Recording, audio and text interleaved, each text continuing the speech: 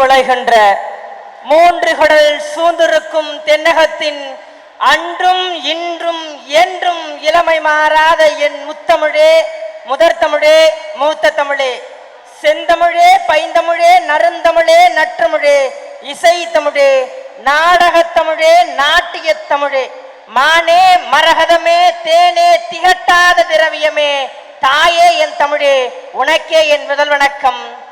வன்னிய குலத்தில் பிறந்த ஆன்றோர் பெருமக்களுக்கும் சான்றோர் பெருமக்களுக்கும் என் உடன்பிறவா சகோதர சகோதரர்கள் அத்துணை பேருக்கும் அன்பான வீர வணக்கத்தை தெரிவித்துக் கொண்டு, பேச்சு போட்டிக்கு தரப்பட்ட தலைப்பு ஆகச் சிறந்த தலைப்பு, இனமானம் காத்த சமுதாய போராளிகள். வன்னிய இனத்திலே பிறந்து இந்த இனத்திற்காகவும் இந்த சமுதாயத்திற்காகவும் வன்னிய மக்கள் வேலை வாய்ப்பிலும் கல்வியிலும் இடஒதுக்கீடிலும் மென்மேலும் வளர வேண்டும் என்பதற்காக தங்களுடைய நாட்களையும் தங்களுடைய ஆயுளை கூட வன்னிய இனத்திற்காக அர்ப்பணித்த ஆகச் சிறந்த ஆளுமைகளை கொண்ட இனம் நம்முடைய வன்னிய இனம். எப்பேற்பட்ட இனம், எப்படிப்பட்ட இனம்?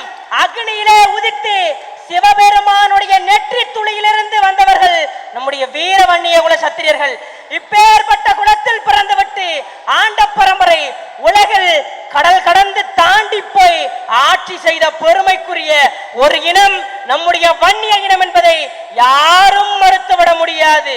நம்முடைய தமிழகத்திலே வரலாற்றை தோண்டி பார்த்தால் தெரியும் வன்னியர்கள் எவ்வளவு சாதித்திருக்கிறார்கள் என்று. அதில் ஒரு சிலரை மட்டுமே சொல்ல விரும்புகிறேன்.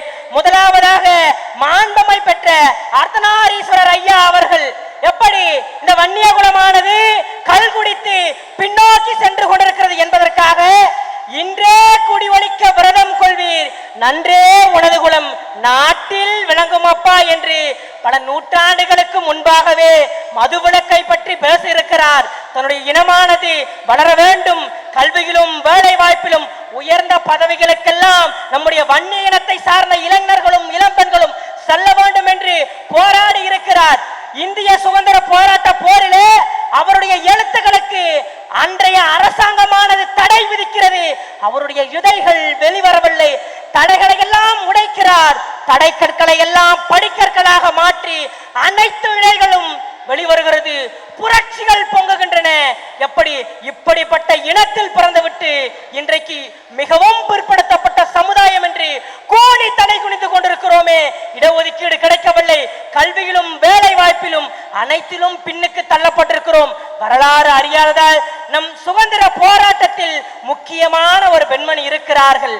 தன்னுடைய நிறை மாத கர்ப்பிணியாக இருந்து கொண்டு இந்திய சுதந்திர போராட்டத்தில் கலந்து கொண்டு நிறை மாத கர்ப்பிணி சிறைக்கு சென்றிருக்கிறார். நம்முடைய அஞ்சலை அம்மா பரோலில் வெளியே வந்து தன்னுடைய பிள்ளையை பெற்றெடுத்து பச்சிலம் குழந்தையோடு சிறைக்கு சென்ற பெருமை நம்முடைய வன்னிய இனத்தை சார்ந்த அஞ்சலை அம்மாளை சாரும். இன்றைக்கு சிங்கார சென்னை தமிழகத்துடைய தலைநகரம். இதற்கு யார் காரணம்?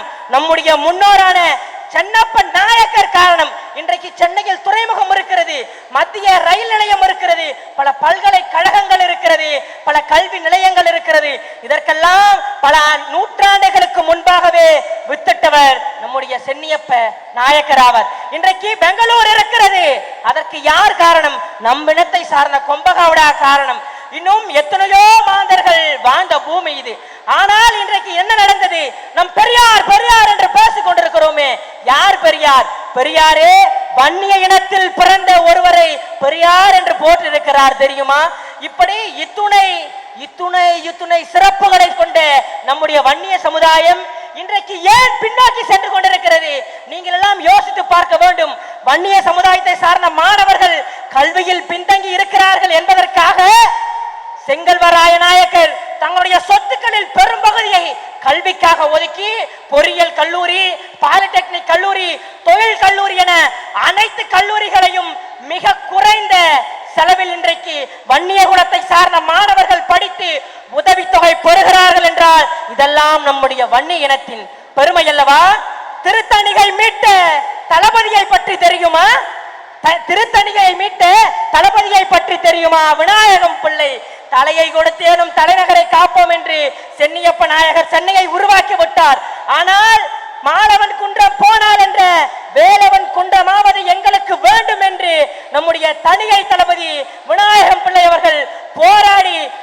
தணிகை மலையை மீட்டுக் கொண்டிருக்கிறார். திருத்தணிகை மலை நம்முடையதாக, நம்முடைய தமிழ் கடவுள் முருகப்பெருமானுடையதாக இருக்கிறது என்றால் இதற்கெல்லாம் நம்முடைய வன்னியர்களே காரணமாக இருக்கிறார்கள்.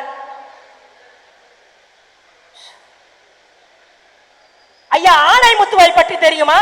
பெரியாரே வன்னிய குலத்தில் பிறந்த ஆனைமுத்து வன்னிய குலத்திற்கு கிடைத்த மிகப்பெரிய பொக்கிஷம் என்று புகழ்ந்திருக்கிறார். காலம் மாறியது, கலாச்சாரம் மாறியது, விண்ணை தொடும் விஞ்ஞானம் மாறியது. எம்மனமும் ஆண்ட பரம்பரையாக இருந்த எம் பரம்பரை இன்றைக்கு மிகவும் பிற்படுத்தப்பட்ட பரம்பரையாக இருக்கிறது. வெட்டி தலைகுனிகிறேன். தயவு செய்து இடஒதுக்கீட்டிலும் வேலை வாய்ப்பிலும் 108 சாதிகளுக்கு இடஒதுக்கீடு வாங்கி கொடுப்பதற்காக 21 உயிர்களை பணயம் வைத்து ஹிட்லருடைய தற்கொலை படை தோர்த்து போகுமாம். எங்களுடைய வன்னிய இனத்தின் எதிரில் ஹிட்லருடைய தற்கொலை படை தோர்த்து போகும். ஹிட்லருடைய தற்கொலை படை எதிரி நாட்டிடம் சரணடைந்து நின்று விட்டது. ஆனால் உயிரை கொடுத்து என்னுடைய மார்பில் தோட்டா புகுந்தாலும் சரி என் இனத்திற்கு இடஒதுக்கீடு வேண்டும் என்று போராடி 21% இடஒதுக்கீடை வாங்கி கொடுத்தது நம்முடைய வன்னிய இனத்தை சார்ந்தவர்கள். ஒரு தாழ்த்தப்பட்ட சமுதாயத்தை சார்ந்தவருடைய பிணம் ஒரு உயர்த்தப்பட்ட சமுதாயத்தின் வீதியில் செல்லக்கூடாது என்று மறுக்கிறார்கள். இந்த இனத்தினுடைய வன்னிய இனத்தினுடைய தலைவராக இருப்பவர், நான் முதல் அந்த பிணத்தினுடைய அந்த பாடையின் ஒரு காலை நான் பிடிக்கிறேன், என் மீது கை வைத்து விட்டு நீங்கள் அந்த பிணத்தின் மீது கை வையுங்கள் என்று அந்த பிணத்தை, தாழ்த்தப்பட்ட சமுதாயத்தின் சார்ந்த பிணத்தை நல்லடக்கம் செய்கிறார். அதனால் அந்த தாழ்த்தப்பட்ட சமுதாயத்தை சார்ந்தவரின் தலைவர் நம்முடைய வன்னிய இனத்தின் தலைவரான தலைவருக்கு தமிழ்குடி தாங்கி என்ற பட்டம் ஒரு வன்னியருக்கு கிடைத்திருக்கிறது. மிகப்பெரிய போராளிகளை கொண்ட இயக்கம். வெங்கடசாமி நாயக்கரை பற்றி பேசியாக வேண்டும். பெரியாருக்கு முன்பாகவே சமூக நீதி, மூட நம்பிக்கை ஒழிப்பு என பல சீர்திருத்தங்களை கொண்டு வந்தவர் நம்முடைய வன்னிய இனத்தில் இருந்திருக்கிறார். இப்படி கந்தசாமி கந்தரை பற்றி பேச வேண்டும். பள்ளிகளையும் கல்லூரிகளுக்காக பல லட்சம் ரூபாயை கொட்டி கொடுத்த பெருமைக்குரியவர். இப்படி நம்முடைய இனத்தில் மாபெரும் தலைவர்களும் மாபெரும் போராளிகளும் இருக்கிறார்கள், வாழ்ந்திருக்கிறார்கள், வாழ்ந்து கொண்டிருக்கிறார்கள். ஆனால் நம் வரலாறை மறக்கப்பட்டிருக்கிறது, மறுக்கப்பட்டிருக்கிறது. தயவு செய்து வரலாறு படிப்போம், வரலாறு படைப்போம். புரட்சி வணக்கம். நன்றி.